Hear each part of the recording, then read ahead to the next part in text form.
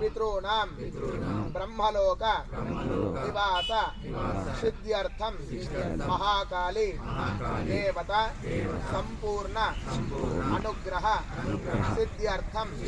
परचक्र परमंत्र परयंत्र परकृत्य परतंत्र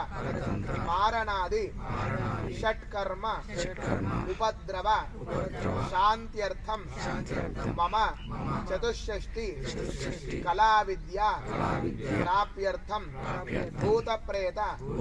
पिशाच कामिनी मोहिनी डाकिन्यादि नानाग्रह उच्चाटनार्थं अनिमादि अष्टैश्वर्य प्राप्यर्थं मम सर्वारिष्ट शांत्यर्थं मम शरीरे वर्तमान वर्तिष्यमान सूचित आगामि